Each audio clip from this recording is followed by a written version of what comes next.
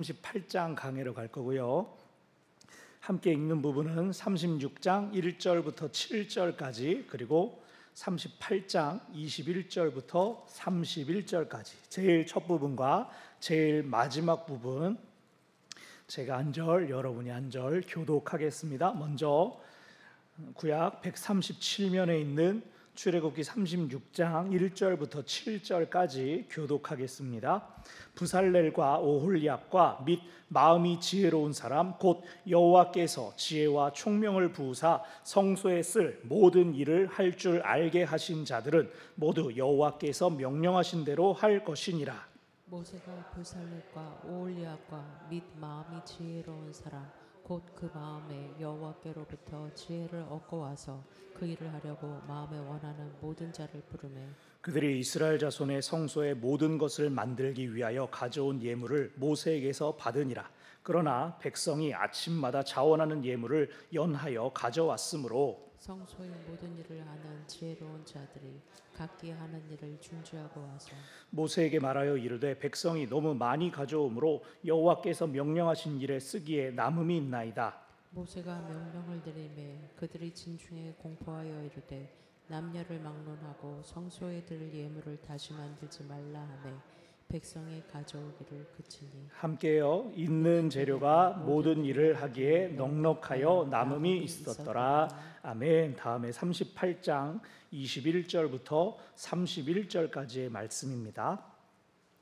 여기는 같이 읽겠습니다. 성막 곧 증거막을 위하여 레위 사람이 쓴 재료의 물목은 제사장 아론의 아들 이다말이 모세의 명령대로 계산하였으며 유다 지파 훌의 손자요 우리의 아들인 부살렐은 여호와께서 모세에게 명령하신 모든 것을 만들었고 단 지파 아히사막의 아들 오홀리압이 그와 함께 하였으니 오홀리압은 재능이 있어서 조각하며 또 청색, 자색, 홍색 실과 가는 배실로 수놓은 자하더라.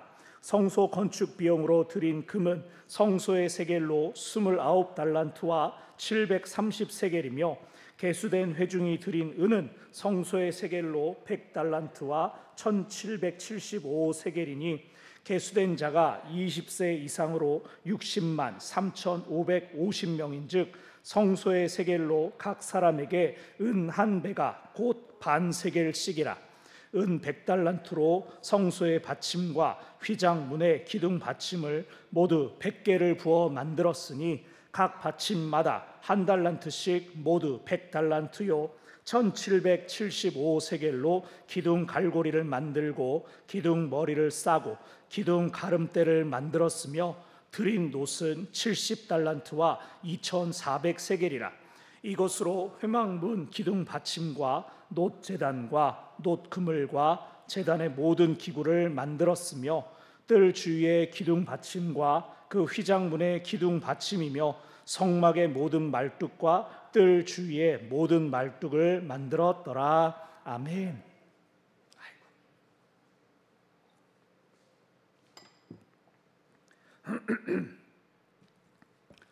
사람도 안 만났는데 갑자기 목이 쾌 이래가지고 우리가 수요일마다 한 장씩 한 장씩 묵상해 오던 이 시간이 이제 벌써 38장이고 처음에 한번 말씀드렸던 것처럼 이 출애굽기 후반부 내용이 앞에 하나님께서 하신 말씀 그대로 행했다라고 하면서 몇 장씩이 중복이 됩니다. 그래서 오늘도 36장부터 38장까지 그리고 다음 주도 39장, 40장 두 장을 묶어서 할 겁니다. 그러니까 벌써 창세기 50장을 다 하고 또 출애굽기도 40장이 끝에 가까운 것이죠. 대단하지 않습니까? 우리가 대단합니다. 여러분 박수. 훌륭하십니다. 뭐 휴가도 갔다 오고 뭐 여러 번 빠진 때도 있었지만 어찌 됐든 간에 뭐 우리 교회 부임해가지고 뭐 2년 다 되어갑니다 이런 말보다 매주 한 장씩 성경을 묵상했는데 출애굽기까지 끝났습니다 이렇게 말하는 게 좀 더 제가 원고를 쓰면서 혼자 뿌듯해가지고 앞이 요랬습니다. 말씀드린 것처럼 하나님께서 모세에게 지시하신 그대로 부살렐이 만들었다. 오늘 36, 37, 38장은 그냥 똑같습니다. 하나님께서 쭉 명령하신 그거 앞에다가 부살렐이 그대로 했다 이것밖에 없습니다. 그래서 그냥 우리 말씀하신 그대로 진행된 내용을 읽지 않았고 읽은 부분, 앞부분과 뒷부분 중심으로 오늘 우리에게 주시는 하나님의 음성을 나누려고 합니다. 제가 휴가를 마치면서 옥하는 목사님의 책 목사가 목사에게라는 책을 읽었습니다. 제가 안수를 받을 때 이 책을 구입해서 읽고 많은 은혜를 받았고 이후에는 이제 잠깐 생각날 때 조금씩 들춰보다가 10년 만에 제대로 붙잡고 다시 한번 정독을 했습니다. 옥하는 목사님이 생전에 사랑의 교회 이 교역자들을 향하여서 교역자 회의나 또 교역자 사경회 교역자들 대상으로 했던 말씀들을 모아서 정리한 겁니다. 그래서 일반 성도들을 향한 말씀보다는 목사들을 향한 그런 책입니다. 제가 이 책을 처음 읽었을 때는 갓 안수받는 부교역자 입장으로 읽었다가 이제 담임 목사의 입장에서 읽으니까 또 다른 울림과 깨달음들이 많이 있었습니다. 이 부교역자로 있다가 담임교역자로 나가는 일이 많이 있으니까 옥 목사님도 책 안에서 그에 대한 언급들을 많이 합니다. 여러분도 잘 아시는 이찬수 목사님이나 또 여러 훌륭하신 목사님들이 그런 옥 목사님의 지도를 잘 받고 지금도 훌륭하게 목회하고 계시죠. 옥 목사님 말씀이 하나님 말씀 아니고 모두가 그분처럼 목회를 해야 되는 건 아니지만 한국교회를 사랑하시고 정말 그분의 목회 철학 한 사람 한 영혼에게 집중했던 그 뜨거움이 시간을 넘어서 저한테도 들리는 것 같았습니다. 기억에 남는 것들 몇 가지를 이 시간에 잠깐 나누면 이사야 선지자도 그 평생에 몇십 년을 사역했지만 남은 열매는 얼마 되지 않았다. 눈에 보이는 수에 급급하지 말고 할 일을 잘 지켜나가라.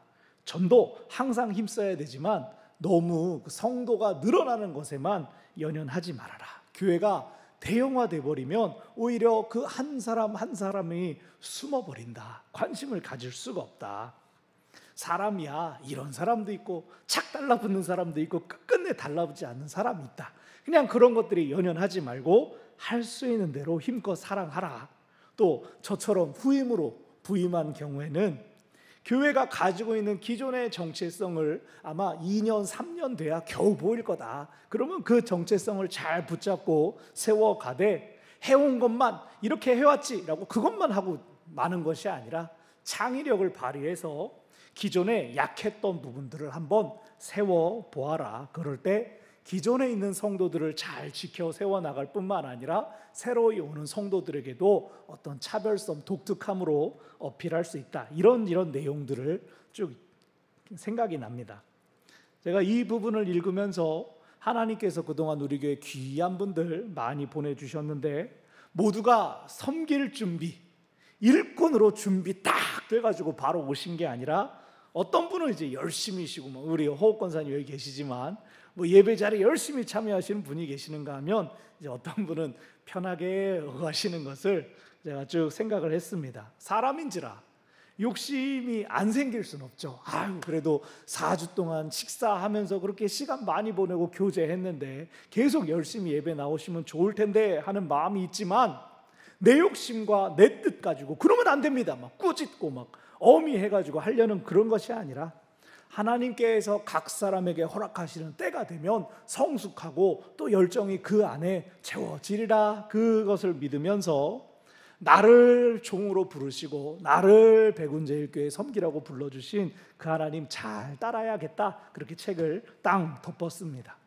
그래서 오늘 본문, 오늘 말씀의 결론을 먼저 말씀드리면 하나님께서 명하신 그대로 행하는 것이 중요하다. 이것이 오늘 본문의 메시지입니다. 우리가 읽지 않았던 부분들은 앞에 모세에게 명령했던 그대로가 그냥 반복됩니다. 마치 모세는 손으로 썼을 테지만 컴퓨터로 작업할 때 이만큼 긁어서 복사, 붙여넣기 한 것처럼 똑같습니다. 하나님 명하신 그대로 했다는 겁니다. 부살레리 했다. 그것만 나오고 성막, 기구, 수량, 재료, 크기 하나님의 말씀 그대로입니다. 덧붙여지거나 빠지는 것이 없습니다.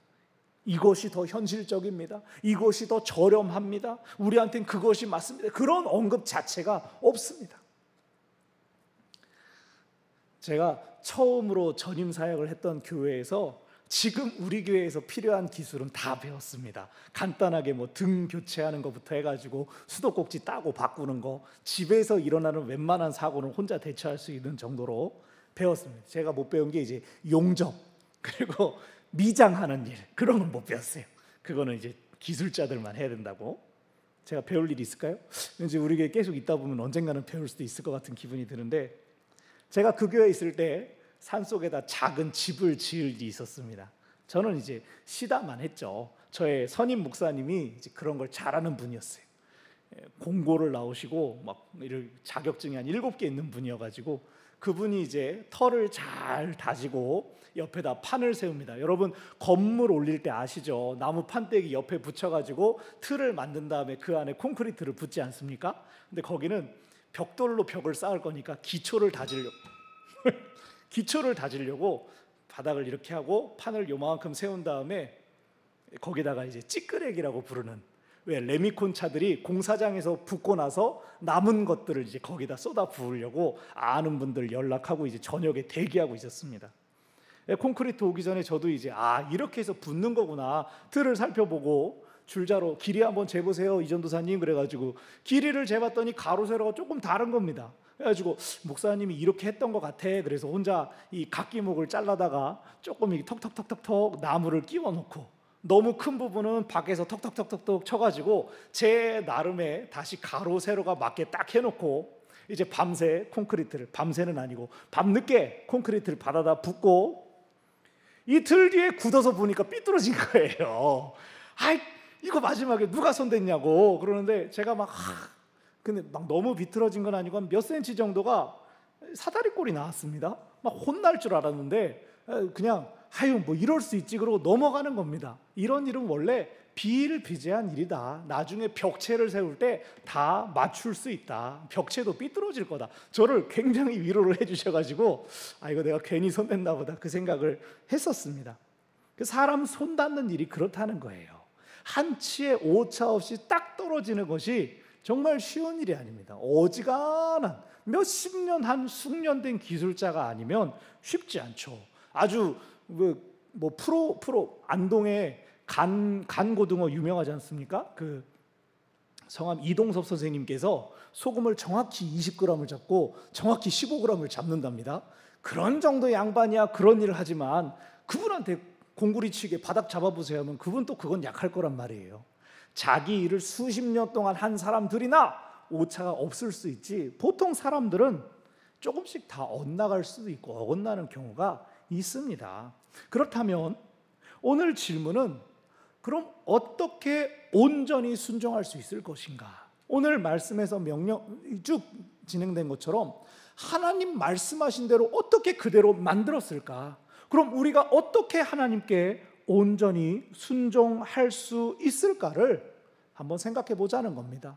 여러분, 하나님께 순종하는 것이 복 받는 비결입니다. 아멘. 순종이 복의 비결입니다. 그렇게 사는 게 힘들 뿐이죠.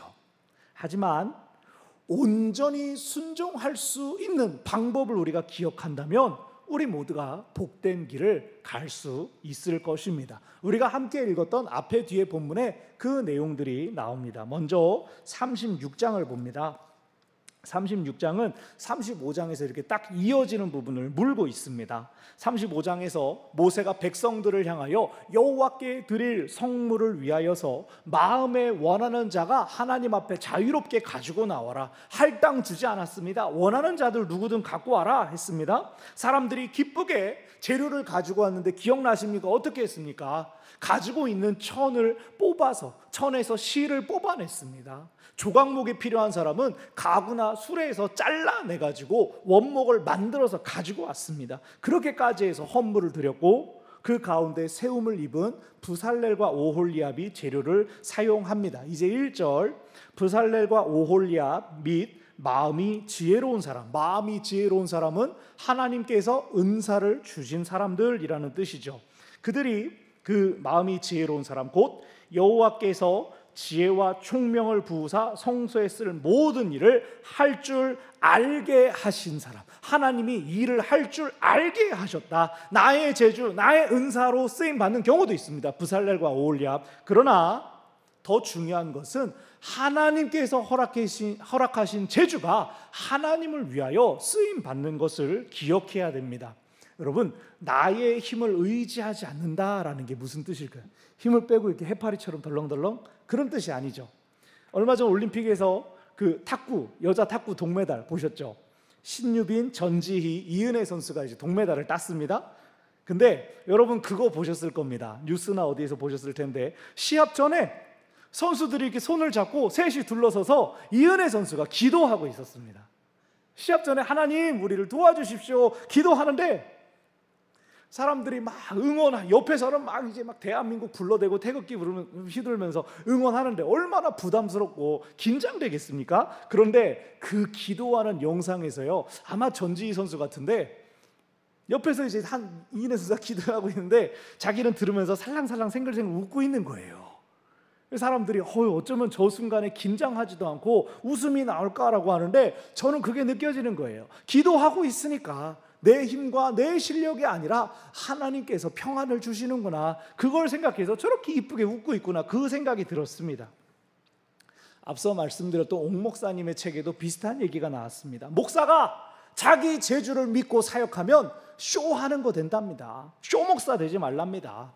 물론 준수한 외모, 이렇게 또 잘 전달하는, 지금은 가버렸지만 아무튼 저 목소리나 이렇게 딜리버리라고 하는 이 설교 실력도 목회의 중요한 요소들이지만, 그것만큼이나 기도해라, 네가 하는 게 아니라 하나님이 하시는 것이다 라고 하는 것이 몇 번이고 강조되었습니다. 내 힘, 내 능력 모두 다 하나님께서 주신 것임을 기억할 때 1절 마지막에 나오는 것처럼 여호와께서 명령하신 대로 할 수 있는 것입니다. 아멘.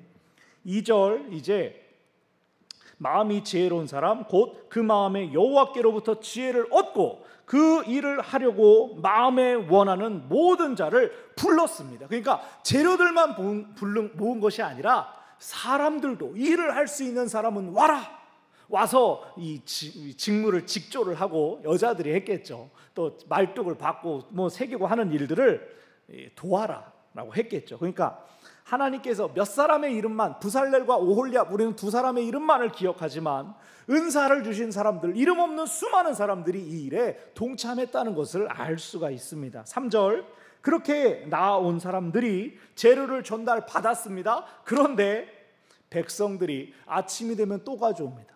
아침이 되면 또 가져옵니다. 왜 아침에 가져옵니까? 밤에 만들었기 때문에 아침에 가져오는 거예요. 내 이만큼 드렸으니까 이제는 됐지, 아유 끝났다, 아유 많이 쌓여 있더라 라고 끝난 게 아니라, 그래도 또 해야지, 밤 되면 또 보이는 겁니다. 저 옷도 안 입는데 그냥 뜯어가지고 예쁘게 빨자, 계속 또 생각나는 겁니다. 이거 하나님을 위해서 사용해 주세요, 이거 성막 만드는데 사용해 주세요, 또 갖고 온 겁니다. 4절 5절, 이제 성소 일을 하는 사람들이 일을 중단했습니다. 모세에게 와가지고 백성들이 너무 많이 가져옵니다, 이거 남습니다, 이거 더 이상 이렇게 하면 안 됩니다 라고 보고합니다. 여러분, 이 장면이 어떻게 생각되세요?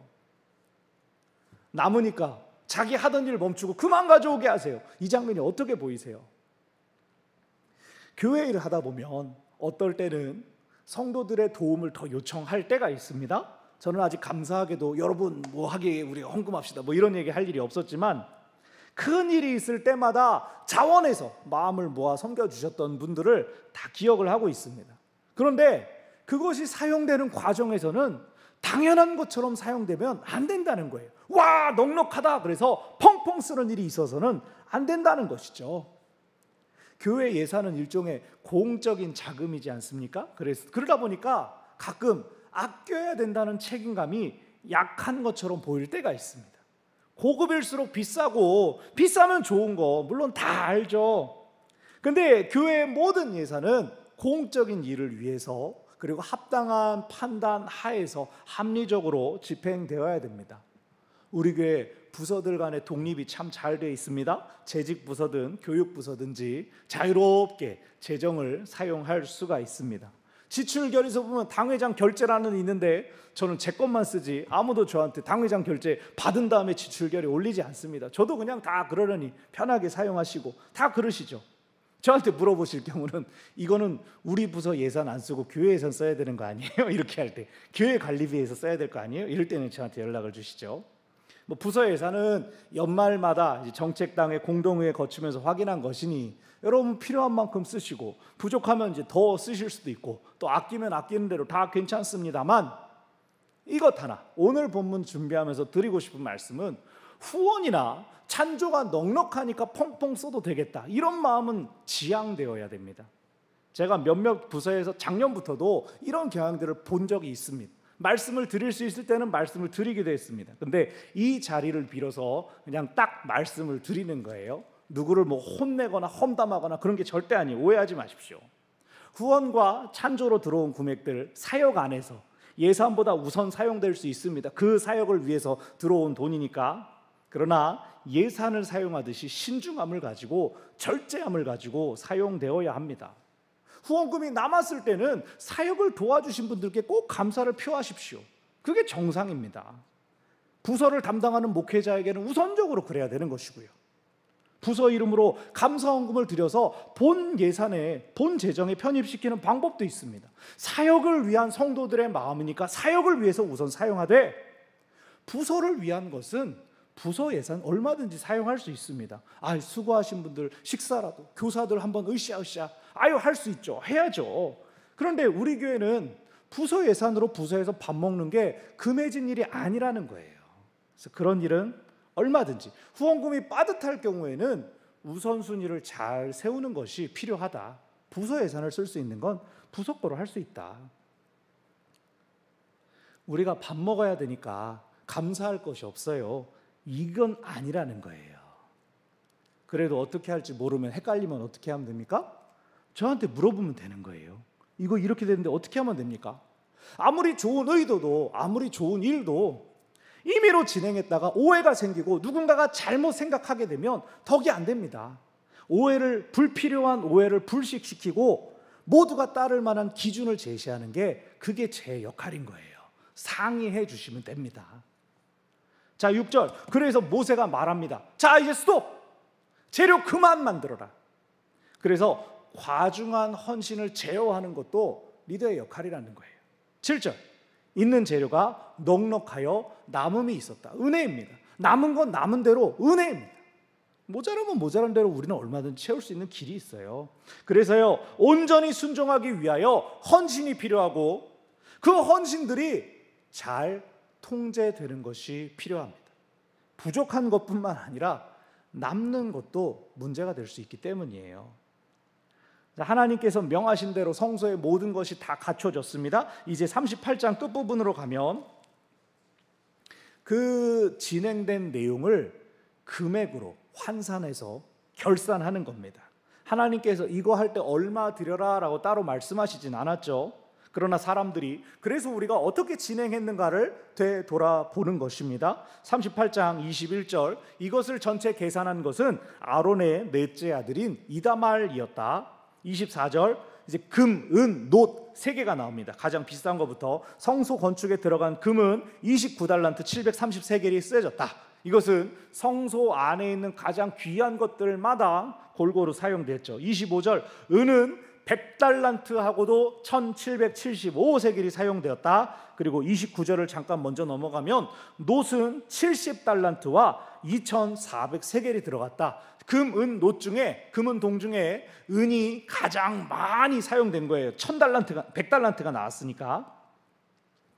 여기서 근데 그냥 단위를 얘기하는 것이 아니라 성소의 세겔이라는 단위가 사용됩니다. 성소의 세겔이란 이 성전, 성막 때 썼던 무게의 단위를 의미하는 것인데, 오늘날 가지고 있는 이것이 다릅니다. 4온스, 3.1온스, 우리는 쓰지도 않는 온스 어쩌고 주석책을 봐도 그렇게 나와 있는데, 금액으로 이게 얼마쯤 된다라는 건 의미가 크게 없고, 그냥 엄청나게 많은 양이 그 사막에서 즉흥적으로 모였다라는 걸 기억하면 됩니다. 두 가지 통계가 보여주는 게 두 가지입니다. 첫 번째, 이스라엘 백성들이 자원하는 마음으로 드린 예물의 규모가 엄청 컸다. 그리고 두 번째는 그렇게 엄청난 규모의 헌금들로 만들어진 시설이니 얼마나 웅장하고 멋지겠는가라고 하는 것이죠.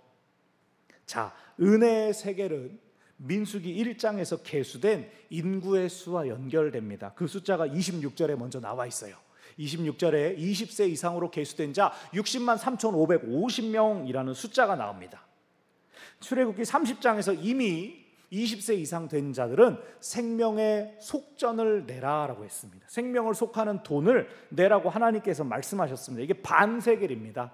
은전 반세겔. 그래서 이것을 계산하면 30만 1775세겔이 나옵니다. 1775는 세겔로 그대로 나왔고 30만 세겔이 100달란트가 되는 것입니다.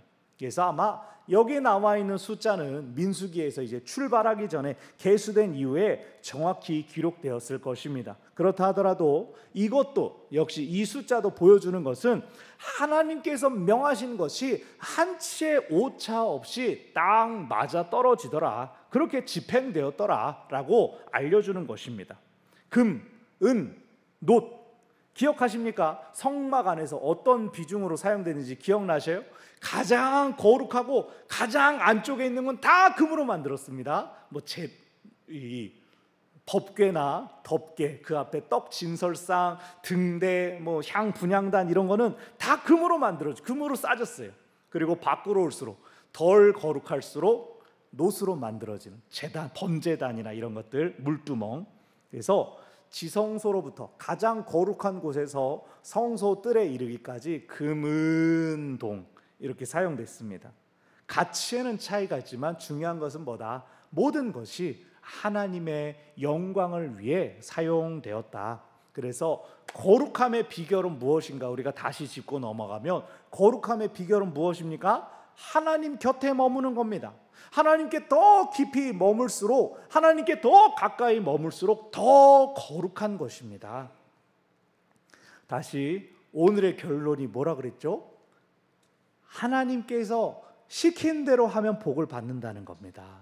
온전한 순종이 복을 받습니다. 그럼 어떻게 하나님께 온전히 순종할 수 있느냐? 온전한 순종의 비결 첫 번째, 기쁘게 드립니다. 기쁘게 드립니다. 하나님께서 우리 것을 요구하실 때가 있어요. 있을 때 드리면 됩니다. 전 조금밖에 없는데요. 조금 드리면 됩니다. 백성들이 와가지고 한 번 갖다 놓고 아유 끝났다 아니었죠. 다음날 아침에 되면 또 가져오고 또 있네요, 또 만들었네요. 기쁜 마음으로 장막에 돌아와가지고 보니까 또 할 수 있겠다, 또 실 뽑고 또 갖다 드리고. 왜요? 내가 가지고 있는 거 하나님을 위한 것 아닌가? 하나님께서 주셨던 것 아닌가? 금과 은과 폐물들, 애굽 사람들 통하여 하나님께서 우리에게 주신 것 아닌가? 그러니 하나님께 드릴 수가 있는 것이죠. 내게 있다고, 내가 가지고 있다고 내 것이라고 생각하면 절대 못 내놓습니다. 여러분 따라해 봅시다. 하나님이 맡겨두셨다. 하나님이 맡겨두신 겁니다. 우리에게 있는 거 하나님이 잘 가지고 있어라, 필요하면 이제 조금씩 쓰고, 그러면서 맡겨두신 겁니다. 그래서 하나님이 필요하다 그러시면 그때 내어드립시다. 그렇다고 또 아직 못해요, 저 써야 되는데요, 그럼 쓰세요. 그러세요. 하나님께 드릴 수 있는 기회는 얼마든지 언제든지 찾아옵니다. 또 하나님도 근데 적당히 채워주면 그제 됐다, 그만 가져와라 하실 때가 또 있습니다. 그래서 기회가 있을 때, 능력이 닿을 때 기쁘게 드림으로 온전한 순종이 가능한 것입니다. 온전한 순종의 비결 두 번째, 하나님의 것을 지키는 겁니다. 하나님의 것을 지킨다. 하나님의 것을 지킨다. 이게 화장실에서 휴지 한 칸만 쓰세요, 그런 게 아니에요. 교회 비품 아껴 쓰라는 말씀이 아니라 뭐가 하나님의 겁니까? 교회 안에 있는 것만 하나님의 겁니까? 아니죠. 하나님께 속한 모든 것이 하나님의 것입니다. 방금 우리가 가지고 있는 것 하나님께서 맡겨두신 것이라 그랬죠. 우리 재물이 하나님의 것이고 또 우리에게 뭐가 있습니까? 우리가 뭘 가지고 있습니까? 우리의 생명이 있잖아요. 우리의 시간이 하나님의 것입니다. 우리의 시간이 하나님께 속하여 있습니다.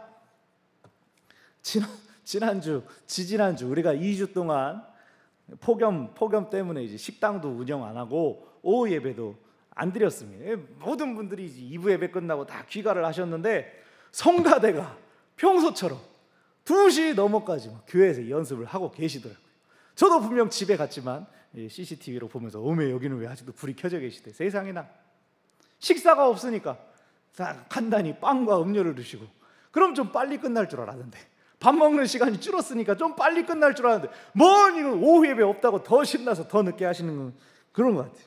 그래서 이왕 하나님께 나왔으니 주님의 날 나왔으니 계속 하나님께 찬양하자. 소리는 안 들렸지만 아마 그런 마음으로 저는 뒤통수만 보였지만 CCTV에서는 뒤통수만 보이지만 뒤통수에 웃는 것처럼 보이는 그런 기분이었어요.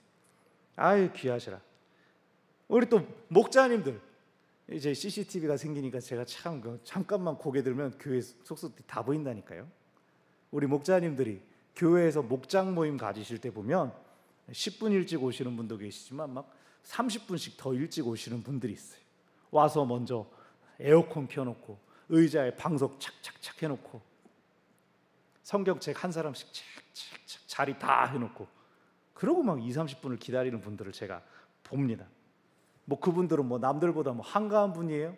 뭐 꽁으로 사는 인생이에요? 시간이 남아요? 그런 분들은 아닌데 자신의 시간을 섬김을 위해서 쓰시는 걸 제가 보고 있습니다. 여러분, 우리가 하나님의 일을 할 때뿐만이 아니라 우리가 그냥 사는 시간이 하나님의 것임을 기억하십시오. 누누이 말씀드리지만 11조 드렸으니까 나머지는 우리 거, 하나님 거 요만큼 나머지 내 거. 맞아요? 아니죠. 11조 떼고 감사 떼고 건축 선교 다 뗐으니까 이제 나머지는 내 맘대로 써도 되겠지. 아니죠. 고린도전서 10장 31절에서 먹든지 마시든지 무엇을 하든지 다 뭘 위해 하라? 하나님의 영광을 위하여 하라. 우리 모든 것이 하나님의 것입니다. 그러므로 하나님의 것을 지킨다라고 하는 것은 우리 시간을, 우리 재물을 허투루 쓰지 않는 것을 의미합니다. 우리가 낭비하고 허비해버린다면 기쁘게 드릴 것도 남지 않겠죠. 그래서 일상에서 하나님의 것을 보전하는 훈련이 필요합니다. 온전한 순종의 비결 세 번째, 하나님과 가깝기를 힘쓰시기 바랍니다. 금, 은, 놋, 거리에 따라 쓰임새와 그 거룩도가 달랐습니다. 금은 가장 귀하기 때문에 가장 거룩한 것에 집중되었습니다. 은은 가장 많이 들여졌고 또 가장 많이 쓰여졌습니다. 은은 성소의 받침, 문의 기둥, 받침들의 은이 사용됐습니다. 쭉 은 받침이 성소를 쭉 둘러 있었어요. 이것은 거룩한 백성의 생명, 그 속전을 통해서 성소가 견고해진다라는 것을 뜻합니다.